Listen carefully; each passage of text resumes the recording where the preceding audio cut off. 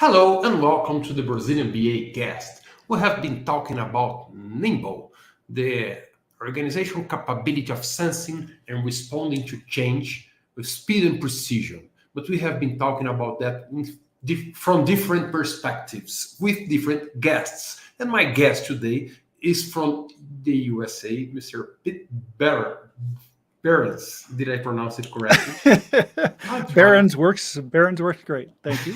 Thank you for coming, Pete. It's a pleasure to have you here. Well, thanks for inviting me. It's always a pleasure to talk to you. It's going to be nice. And I hope you have fun today and our audience can have fun as well. Because the question for you today is how can leadership be nimble? And I know you are an expert in leadership and you have your own company working with leaders and training leaders.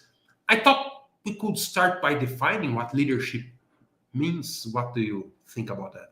Wow. Yeah, that's great. One of the things I noticed your podcast has been, or these episodes have been focused on is organizational nimbleness. And one of the things we recognize is in order to get anything to happen at an organizational layer, if it's not happening at a leadership layer, it doesn't happen.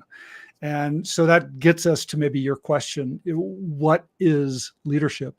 That's a big question. We could go into lots of aspects of it, but to me, it's simply the concept of leading. We actually like the ship side of leadership. We think less of a role, more of an action. And so when you start thinking about leadership, it is basically having, number one, passion of something. Number two, seeing a gap in what needs to be done and taking action towards it. Now, leadership obviously doesn't happen without followership. And so there's a capacity to lead. But for us, it's not about the title. It's not about the role. It's not about that positional power. In fact, that's a very weak form of leadership. It's indeed the act of leading, the state of influencing others. And so that's the way we look at it and treat it. And everybody has the capacity for it. That's an interesting way of seeing it. It's not related to the role or to the position, but in the act of leading. So who is leading is the leader, and who is leading in organization? That's another question. Because you said if you want to change what happens in an organization, it must change in the leadership. Who is this leadership or who is these leaders in organization? Are they always the C-level executives? Are they managers? Who are we calling leaders, or who are you calling leaders? Yeah. Well, one of the things maybe to think about is this concept of a shadow, right? In a room, I'll cast a shadow, right? With a light source, we all cast shadows. And so to think about leadership in realms of how do we process that inside of an organization. Obviously, the higher up you go into roles and status in a leadership level, you're casting a broader shadow. But what's happening is that shadow is diffusing, right? So you start to see everybody's influence to some degree, but less and less as that leader goes up. So someone at the top, like a Satya Nadella of Microsoft, is obviously casting a very large shadow over the entire organization of Microsoft. Yet the direct impact on every individual is very, very subtle and small. Now take a leader that's 2 or 3 or 4 down from Satya Nadella. This is a lower level leader somewhere in the system, a director, a manager, even a project manager. That leader is casting a shadow. Yet if I'm on that project team, I feel that shadow a lot more, right? That's what we call an acute shadow, a very small shadow, but a very dark shadow. So when I'm thinking about leadership, right, each of those layers in that organization is casting shadows in that organization, which means they're having an influence over part of that system. They're all casting in different ways. Most people feel that local leadership. Most people feel the shadow of the direct manager above them. And so, yes, role has a huge aspect, but even that person on a project team demonstrates leadership, right? The technical person, the project manager, the tester, or the business analyst in your case, every one of those people is demonstrating leadership in some way. Could be technical, could be product, could be business, could be domain, whatever that might be. That makes sense. And because they are influencing and trying to influence others all the time, so everyone in some way put their shadow in others. Pretty soon it's pretty dark, right? Because we have too many shadows. Yeah, maybe the lights are coming from places, or that's what influence brings. Now, I want to think about, you explained about leadership, and I understood that. You explained who is a leader, and everybody could be a leader, and it's more related to what you're doing than what the role you have. So if you are influencing people, if you are trying to influence others, you are leading in some way. And let's come to our question. How can leadership be nimble? So when we talk about nimbleness, we are talking about the capability of sensing and responding and doing it fast and precisely. Yeah. And I really appreciate that you put that definition there, because I think a lot of times we use words like nimble, or in our case, agile, right? And then they get this connotation. You describe nimbleness very well. There's two key aspects. There's an awareness component, right? Sense.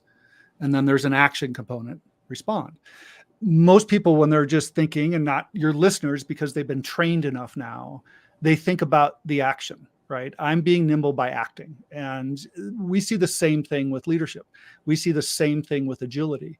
The concept of, I need to move quickly in the market, I need to decide quickly in this strategy, right? That's a form of agility. But what we find actually is that if that form is the only side of nimbleness you have, you become that dog chasing its own tail, right? It's silly nimbleness, right? It's not the smart dog navigating a great navigation course. It's just running around in circles. So when we think about that, we think about leadership nimbleness, right? There's those same two elements, sense and respond. And in fact, I would even put pressure or emphasis on the sense, right? The awareness, because without the awareness, the response is meaningless. The response is a guess at best. And so what we do at the Agile Leadership Journey is really focus on the sense part of agility, or the sense part of nimbleness. Now, what does that mean? So when we think about leadership, I want you to think about maybe two different dimensions, right? We've got the horizontal dimension, and this is the form of action, right? This is the form of, I can have a good conversation, I can run a good meeting, right? These are characteristics, these are traits, these are behaviors that a leader can do. The sense part, though, is the vertical.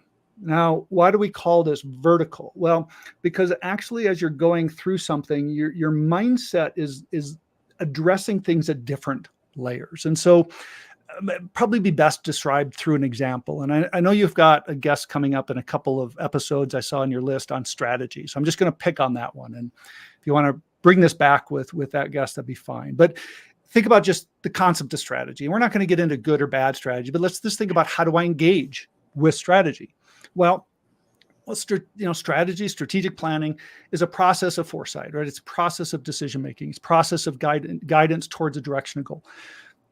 I can do that, and I've done that, right? As a leader, you might even say, I'm nimble because I do it, right? I can be the most nimble because I do it, right? I developed the strategy. Well, we know that's kind of silly, because strategy needs alignment, needs influence. It needs others to get involved in it. So in that way, my nimbleness actually could get in the way, because I'm nimble, but now my job as leader is to get others to be nimble. And so I've lost them. Okay, so let's take step two. Step two, I start to step back. I start to think about delegating strategy. I start thinking about coordinating strategy. I start thinking about, I'm that conductor of the orchestra, right? And I've got all these different parts of strategy going on, and I'm involved in those. My head is up now, and it's not down in the paperwork. And now I'm starting to coordinate nimbleness, right? I can focus my organization, and now I'm a little bit more nimble because my head's up. I'm seeing a little bit further out. I can sense, I can respond, I can do a little bit more things because I'm actually operating a different layer. Okay, that's better to some degree, because I'm getting others involved, and now we're all involved in the strategy. But now I want to think about yet a third layer. What if those people aren't competent to do that? What if my team isn't developing a great strategy? Do I just dictate what they need to do and I start micromanaging? At some point, I need to develop their competency in that capability of strategy, strategic development. My goal as a leader now is to coach and develop nimbleness, right? I'm developing competency in my organization so my organization can be nimble. So now all of a sudden we see, okay, as a leader, is nimbleness me shifting from doing to leading to coaching? And that's a common misconception, that my job as leader is nimble by shifting, when in fact, nimbleness is the intersection of all three. And just bear with me for just 1 second. So now think about strategy. I need to be involved in strategy as a leader. That's a critical aspect of my role. If I don't get others involved in the strategy, it's going to be a useless strategy because they won't have empowerment, ownership, understanding. It's probably not going to fit. And if they're not good at it, we're not going to be effective at doing this as an organization. So nimbleness now is my ability to operate across all three of these awareness levels in real time, all the time. That's nimbleness. Now, I could replace strategy with running a meeting. I could replace it with, developing a podcast. I could replace it with running a project, whatever that is. My nimbleness as a leader is operating in those spectrums. And that's what we call focus nimbleness, if you want to say that. So I'll pause there. I know that leadership may be different in different situations. Like in an army, they have a style of leadership that may be useful in a war. That's different from an office that's creating a TV show. So that needs to be very creative and have a lot of minds thinking about those ideas. And I wonder if nimble leadership would be different in those, and I'm using those very different situations. In a situation very hierarchical, so where I'm using the army as a structure where usually someone takes decision and others have to follow it. Not sure if that's the best option every time in the army, but in a war, probably soldiers don't have a lot of opinion about where they have to attack or they're not listened very much. And if you're creating some creative job, like creating a play, creating a story, so you have a team of writers, that's a very engaging, or software, developing software, stuff like that. So you have a very different style of leadership. And I think all those three layers that you mentioned could be applied differently in those two different scenarios. And then maybe there are other scenarios, you Sure. know that better than I do. And if we would measure nimbleness differently in those different situations. Yeah, great. What you're asking about is context, right? So Yeah. does my context, organizational context, business context, goal, does that matter? Of course it does.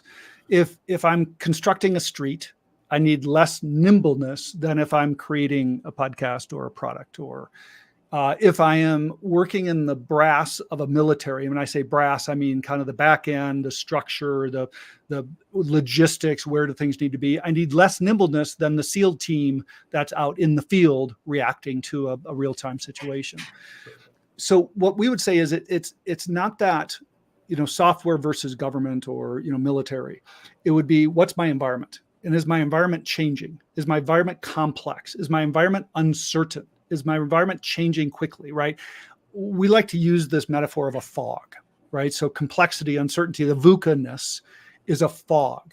If I think about a fog, what do I need to do? I need to sense and respond, right? I cannot see. I have a goal in mind. I want to accomplish X. I want to get out of the room. I want to, get over to this area. I want to, whatever that might be. I just can't see how to get there. So nimbleness is required in some contexts much more than other contexts. Contexts with high complexity, high uncertainty, software, high people relationships, high disruptions, like in a military setting, and on an actual event of some sort, a war, a battle. Those would be high complex, where more nimbleness is required. The environments where things are more stable, technology is stable, we're not using technology, things are pretty consistent, reliable, repeatable, don't need the nimbleness quite as much. Now, what we find is that leadership effectiveness shifting across those. So leadership nimbleness can be effective regardless of that context. It just becomes more valuable in those high complex, foggy environments. That makes sense. That makes sense. So when the, as you say, foggy, when we cannot see what's going forward, or we cannot understand very well what are the consequences of our acts, being nimble is more important because we have to react fast. And so you can use experiments and you can use some agile practice. And when you say like fail fast, learn fast, something like that, those ideas are very useful in those situations where you have to learn and sense more than respond. And I like your point of view about sensing and the importance of sensing. Usually in business analysis, we talk very much about the importance of defining the problem before the solution. So the solution is the easy part if you have a good definition of the problem. But if you don't know what the problem is, you will never find the best solution. I would like to propose you a context, right? Okay. And let's try to think, or to just as an exercise, how a nimble leadership would act in this context. Let's say we have a company and a change that just happened in our behavior, and now a competitor just appeared, a new one, and that may affect our company, our business. And how should a nimble leadership behave in this situation? Can we tell a story of a nimble leader in that situation? How he acted as nimble, and maybe what techniques, agile techniques, he could use or she could use to be nimble, sensing and responding to this threat or this change in the environment. So here's a question, Fabricio. Do you play a sport? Yes, I like to play basketball. Basketball. Okay. So in basketball and football, tennis, whatever, you have got offense and defense, and maybe some other miscellaneous things, but primarily there's an offense and a defense in basketball.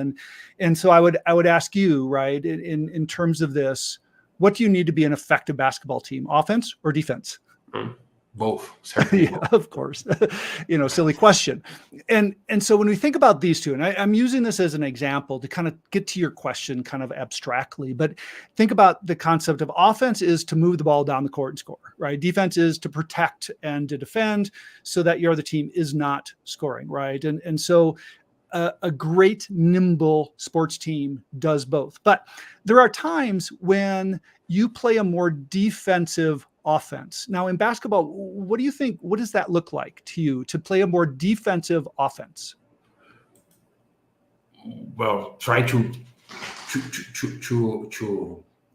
avoid that the other team makes points and take the ball very fast and go for a fast run and try to make a point, but something like that. I'm not sure. Well, yeah. So think about defensive offense is actually holding the ball, like taking more time away, keeping the ball. So you're preventing them from having offense. And you can also have a very offensive defense, meaning you can have a very aggressive defense and go for steals and maybe you make a mistake, but you're so the concept of offense and defense, while we think about that as being two sides, it's really an integrated concept because my offense could be more defensive. My defense could be more offensive. The strategies and the way we play offense and defense become really critical. Nimbleness is our ability to navigate across both of those. So now as I'm thinking about this competitive strategy, right, as my leader, what I'm starting to think about is I can play offense. I can play defense. How do we operate in this way that are going to help me and help us as an organization respond to this seeming threat into our system? Now, take that one step further. The leader themselves can be playing offense and defense. Does the leader get aggressive and assertive, meaning they start to go and attack and start to push and say, hey, we got this threat. We got to work late. We got to run this project. We got to pick up the time. We got to move these projects faster, right? That's offense.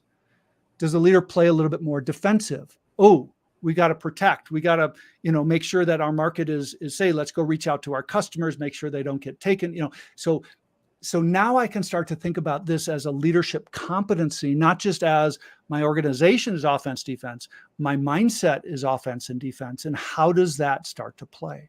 So one of the concepts when we start to think about an organization, they follow leadership. And so one of the things leaders need to recognize is how you respond, how you are calm in these moments of surprise, calm in these moments of attack and competitive pressures. Your organization is going to mirror that. And so one of the things we talk about is being aware of your own response, being aware of your own offense, defense, and then how that starts to translate to the plays that you're calling, offensive plays, defensive plays. And so this is what we call power. And again, this is just one of these, another dynamic in leadership competency that plays in terms of nimbleness. And if you're aware as a leader, this offensive and defensive strategy, you can start to react more effectively deploying both. So I'm not giving you an answer per se of you need to do play X, Y, or Z. What I'm giving you is a strategy of mindset and behavior that will relay certain plays that are going to help the organization respond to any crisis or any surprise that might be attacking them at any one point in time. Does that make some sense? That makes a lot of sense. If I'm more defensive, offensive, and a competitor shows up in the marketing, I will try to strangulate it very fastly, or maybe I could buy it if I'm strong enough, right? If I'm more on attack, I try to keep my customers' fidelity. But so once think again, about this. those are strategies on the response. So the sense part is the key one that you made. Well, again, you're looking at options, but recognize those options are only available because you're sensing. Yes. So the ability to make better decisions comes from that ability to see. I'm seeing more options. I'm staying calm. I'm not reacting, because when we get threatened, we often narrow, right? The human brain narrows when it gets threatened. And then I just start to respond and react and defend and, the fight, flight, freeze kind of responses. Really good nimble agile leaders start to step back, start to see more options. Then they can start to see, oh, we could do this play, we could do this play, we could do this play. Better decisions come from those more options available. Not just because they make great decisions. They make just as many mistakes as anybody else. Yeah, but if they can have a clear vision, if they're using, and that's why I advocate for business analysis techniques, because they help you in understanding the business context and seeing by using process analysis, business analysis, understanding rules, understanding market, understanding stakeholders. You can map and have a clearer vision to sense and try to figure out what are the alternatives you have, prioritize the alternatives, evaluate the value between them, what's the most valuable one. So I really believe that could be helpful for a leader to use business analysis techniques independent of the kind of leader or wherever he is in the structure. If he's a business analyst, if he's a CEO of an organization, he could use those kinds of techniques and practices to understand better the situation and try to figure out what's the best course of action for that. Exactly. Nice. I know you like to talk about leadership. I'm bringing business situations because I'm a business analyst, but I know you like to talk about leadership in a broader space, and you talk about leadership in several personal situations. How do you see this nimbleness applied for someone outside of job, outside of business? I don't know if you want to complement it, because everyone should be nimble, right?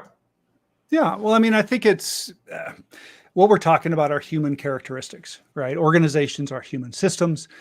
So human dynamics and human capability works in organizations just as it would in a family, in a community, in a church, in a friend group, right? So one of the things that's really exciting about what we teach for leadership is just general human dynamic competencies.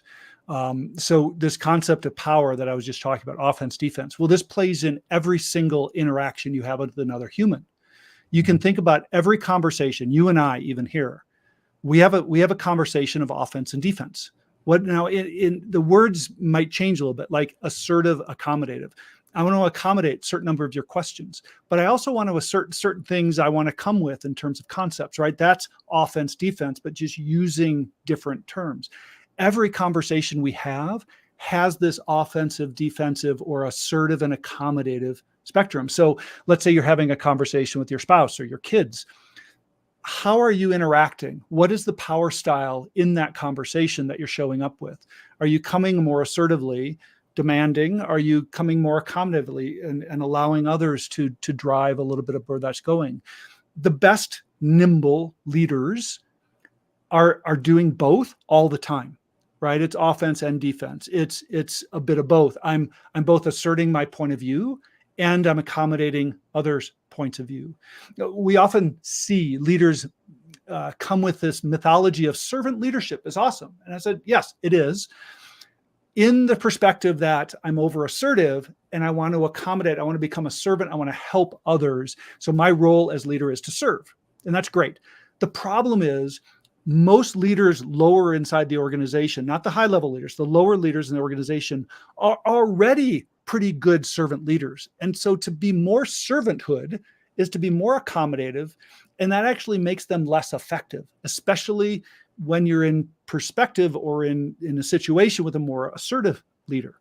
And so one of the things we try to teach with leaders is how to find that balance, how to find in every situation the ability to both assert and accommodate effectively. And some conversations are more assertive, some are more accommodative. But again, that awareness to sense what's needed. This is the power dynamics, the power play you would have in any conversation, team meeting, things like that are going on. That's one of the key characteristics that apply to not only the meeting and the one-on-ones you have at work, but the dinner conversation and the conversations around homework with your kids or the conversation with your friend group. Once again, the context is important to understand when you have to be more assertive or when you have to be more defensive, using the other metaphor. We have some comments from the audience here. Alexandra say hello. And a thought could be that in this context, where we were speaking a few minutes ago, in addition to being agile, leadership must have a team that has the ability to quickly adapt according to situations. You were talking about training or creating the ability in your team. In this case, building a good team is essential.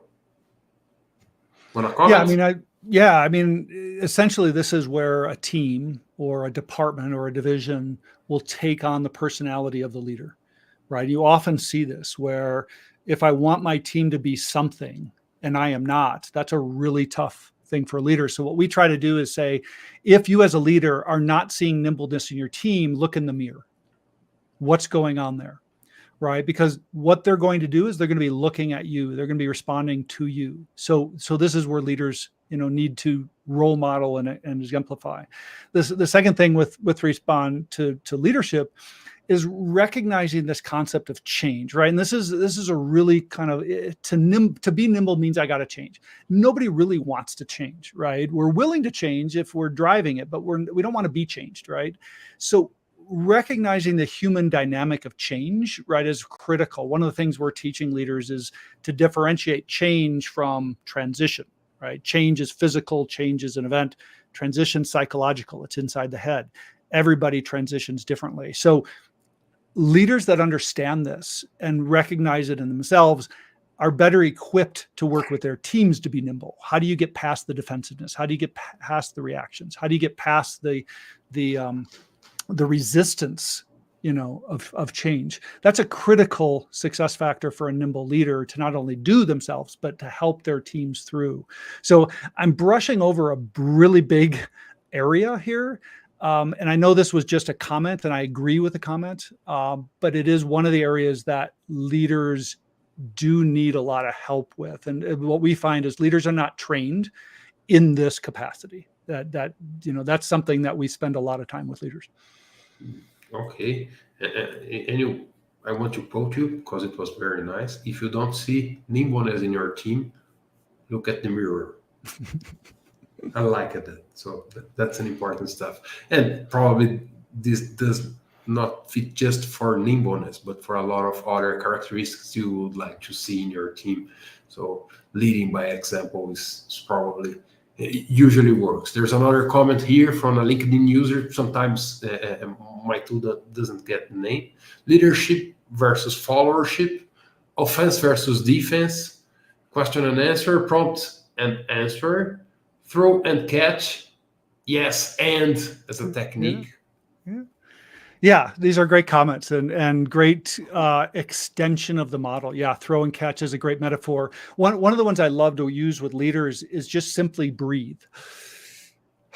Right? Recognize what is breathing. Breathing is both, accommodative, I'm breathing in, assertive, I'm breathing out.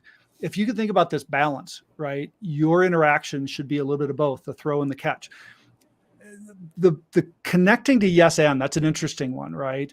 This area of threat typically moves us. Like you put in the example of competitive pressure. Well, there could be a threat of a surprise, like the product failed or customer called, stuff like that. These threats often put us in a compressed, focused time zone, and we often think more like I need to do this or this, and that or construct is what limits our capacity to be nimble. The end construct. I need to, in a sense, be both collaborative and push, right? How do I start thinking about, yes, we need a conversation, but I need to make a decision. That end is really, really powerful in terms of nimbleness. And I'm barely touching on it here, but I appreciate the user bringing that in. It's something we teach in terms of, kind of the core agility constructs. Yes. A very good way to accommodate and build on it. So you can be accommodating and assertive at the same time. So yes, I accommodate. And also recognize both of those can go bad, right? So if I go too assertive, I become a jerk. If I go too accommodative, I become a passover, right? Or just the people walk over me. If I go, so this construct, we call that a polarity. So this is where the end comes in, is you take any one of those too far and you've become dysfunctional. Yeah, a lot of sense. An attentive prompt engineer, maybe a form of servant leader. We're getting into AI prompt engineering. This is where I'll plug our podcast, Relearning Leadership. We just did an episode with Henrik Neinberg, who did a generative AI video. It was really, really powerful. He coined the term prompt imagination, and I loved it, right? Talk about sensing, right? So prompt engineering in terms of AI, he equates that to a sense, respond. In fact, interacting with AI is very agile or nimble, right? It means that we have to know, number one, how to communicate, and number two, how to respond and then re-communicate in that system for effective results. It's going to take us literally wherever we want to go. So yeah, I love the concept of prompt engineering, and I love the concept of, I think prompt engineering isn't just servant leadership. It's the ability to both assert and respond, right? It's a co-creative process. The more I get into interacting with generative AI. And when we think about what we're learning or how we're learning to communicate with AI, making good prompts, I wonder if that works for leaders, if they could make good prompts for their followers. Because sometimes you're not leading well because you're not prompting well. So if your communication is not clear, if you're not providing the right context, if you're not providing the right information for your followers, how can they follow you? Yeah. And that's a bit of where servant leadership goes bad. It's often misinterpreted as whatever you need, I'm here. And then people are asking, well, I need direction. And that requires an assertiveness. That requires a bold. And this gets to maybe something we haven't talked about yet, which in the complexity, the uncertainty, the rapid change of our landscape, the ability to be nimble takes a boldness. Now, what does that mean? I've got to be able to make a decision without having all the information, right? That takes courage. That takes a bold characteristics of a leader. I got to take risk because there will never be enough information or it's going to be too late. We think about business analytics as, I want to define this project. Well, that's great. By the time you defined it, it's already too late. Somebody's already done it, right? So how do we define a strategy and start executing on parts of that strategy before we have all the answers? That takes a boldness. So nimbleness isn't just responsive. It's not just sense and respond. It is really about bold action taking that I want to just draw out here. And that makes me think about some complaints I usually hear about agile organizations, or some organizations who are trying to explore agile methodologies, and they create this team self-organized, where the role of a leader is not defined as a role, as a job function. So the team has autonomy, the team is multifunctional, and they should be able to organize themselves and take decisions. And sometimes no decisions made, and the team just don't progress because there is no one taking the lead role. And that's not uncommon, especially for software development companies who are working with Agile. And there is a very high psychological work. It's something. The product of this team is based on thoughts, is based on the ability of the team. Usually it's hard for someone to understand what is happening in everyone's mind. So the team should be out-organized, but sometimes no leadership emerges naturally. Yeah. Leadership doesn't emerge. We just did a leadership offsite with about 20 senior leaders, and we talked about this concept of illusion of control, right? And you think about sometimes a project plan is a control. It's an illusion of control because it makes you feel like you're in charge of something. Something's going to go according to plan, when we know that plans are fraught with challenges as soon as you put them on paper. There's another construct, though, which is the illusion of empowerment. And I think what you're getting at here is this illusion of empowerment we often see, which is you're empowered. Right? You're empowered to lead, when in fact, in reality, what's happening in the organization is they don't really have any authority or decision-making, but they're given this illusion of it. And so people sense that. They can feel that shadow, and they'll respond by like, wait a second, it doesn't make any sense. We make a decision, you're just going to overrule it anyway. So don't tell us we're leaders when we're not. So I think one aspect that we're seeing in organization is this illusion of empowerment. Now, the second thing I'm going to put into this context is situational adaptiveness, situational nimbleness. So I'm not going to empower a team that doesn't have leadership capacity in it.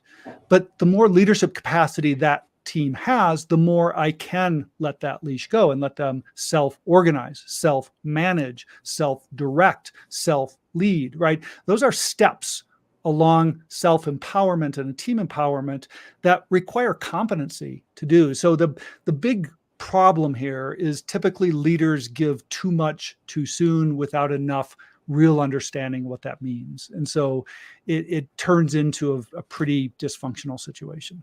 A team that's not ready to lead, or is not really engaged in the outcomes that are expected. That's also very common.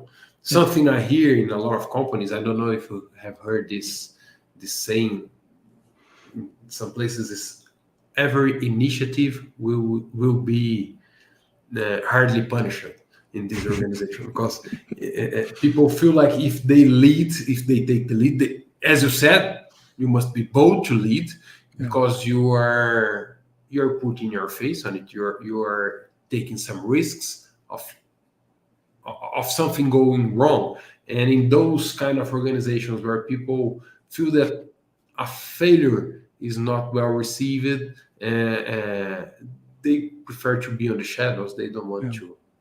Well, this is true with judging in general, right? Failure is a judgment. Failure is somebody saying that was bad, right? That's a judgment. There was a work done at Old Navy where the CEO came in, and what he recognized is people were judging when things went bad. People were judging when things went good, and blaming, right? And so judgment turns to blame. And this is toxicity in organizations. But it's all rooted on judgment. And one of the things I think great nimble leaders do is they start to remove judgment and blame. So you take really great basketball teams, or, I think about the Super Bowl. There was plenty of mistakes done in our most recent US Super Bowl by both teams, 49ers and the Kansas City Chiefs. And yet what you didn't see in real time was blame, right? There's frustration, there is action, there is decisions with data. And that's one thing I think great leaders start to do is they start to remove blame and start to think about, well, this is the data. How do we analyze it? What do we do from it? And if we can shift that mindset from blame and judgment to data and response, we're going to be more effective. That's a nice way of seeing it, and a good perspective for organizations to look for data and take those decisions based on real data. There are some other comments here from Alexandra. Every leader should read Marshall Rosenberg's book, Nonviolent Communication, to learn how to communicate more effectively with their team. Yeah, there's a great set of techniques out in the world that demonstrate leadership competencies. Again, I'm going to call these horizontal competencies. One of the things just to be aware of, a lot of people get trained in these horizontals, but then they're not trained on the awareness of when and how to apply them. So that's a risk. I just want the listeners to be aware of is we were working with a leader, and she was struggling with her team. Her team wasn't hearing her voice. She was feeling like she was being a great servant leader. And so there was this disconnect. But it wasn't until we started to work with her on awareness that she began to activate her competency of strategic design and development. So the competency was there, but the awareness to use it wasn't. So just recognize that, and part of the nimbleness piece here. Great. There's another comment here. Consequences for followership void can be high for the follower. Consequence for a leadership void can be high, not for the leader again, only for the followers. That's a interesting comment. I don't know exactly how to respond to that one in terms of void. I guess what I'm sensing from that is, at any point in time, the disconnect between what I think is happening and what is actually happening, right? That can be a disconnect in my own self-awareness. And so this is where the ego gets in our way. I might think I'm being very empowering, engaging, and others are like, wait a second, you're kind of being a jerk and pushing us around, right? Or I think I'm being inspiring. They're like, no, it's just whatever that is. So that difference between the internal orientation and the external perception is why 360s, why feedback, why data, right? I mean, we go back to the data points. The more data you can feed yourself as a leader in terms of that raw, unbiased as much as possible, is going to help you be more effective. And being able to listen to the followers and create this open environment where they can transparently say what they feel. That's psychological safety, psychological safety. And there's an interesting point here. Leadership void is what I mentioned when I said about some agile teams where nobody wants to take the leads. Okay. But followership void, I wonder if we have a followership void, do we have a leader? Isn't the leader defined by the followers and not by himself? It would be just a role, but with no leadership. Yeah. Well, we teach 3 layers. I've described it briefly here as expert, achiever, catalyst. One of the things we often see as soon as I get to the second stage of this development, go from expert doing to what we call achieving, which is really coordinating, conducting others to get work done. If you were to ask, most of those leaders believe they're at the next layer of leadership, which we call catalyst, primarily because of a void in their own leadership, right? Their own awareness. They believe they're engaging. They believe they're empowering. They believe that they are connecting on the human layer, when in fact they're not. They're focused on the products, the service, the deliveries, the work side of business. And this is where the concept of leadership training really comes best into play. Most leaders in their position were trained in the business, not in the people. Yet leadership is a people role. And so being able to retrain leaders on the human side of leadership is incredibly critical. And that's why we get a lot of the followership void in whatever form. We see it all the time. We are almost in the end of this episode, but I would like, as you mentioned about training leaders, to give you a spotlight for a moment to talk about your organization, about Agile leadership, and how are you training leaders, and how people can find you, and what will they find in your. I know you have a curriculum for leaders. You have an organized way of training leaders. Yeah. I would like you to sure. Yeah, I mean, our mission, a little bit. Yeah, our mission, Agile Leadership Journey's mission, is to build better leaders, fundamentally, right? Leaders that operate more effectively in this fog that we've talked about. Now, how do we do that? We've got a global guide community. So even in Brazil and all across the globe, we have guides who teach and coach around a curriculum to help do some of this stuff, right? The sensing and responding across the landscape. And so one of the things I just want to share, though, is education is only a small piece of the puzzle. What's really critical is the development side, right? The growing pains of actually getting better as a leader don't come through education. They come through practice. They come through applying the education. And so we've got programs that both educate, but then also, more importantly, kind of get you into that practice routine of trying to figure out how to be a better leader. And so we do that both through community, we do that through cohorts, we do that through master classes. We have an entire online community that kind of help each other, and then through that guide process to improve that. And the last thing I'll plug is our Relearning Leadership podcast. That one's free to the world, where we do talks similar to this and others focused on rethinking the leadership role. And I have seen some of them, and they're awesome. Very nice. You are doing a very great job. Congratulations.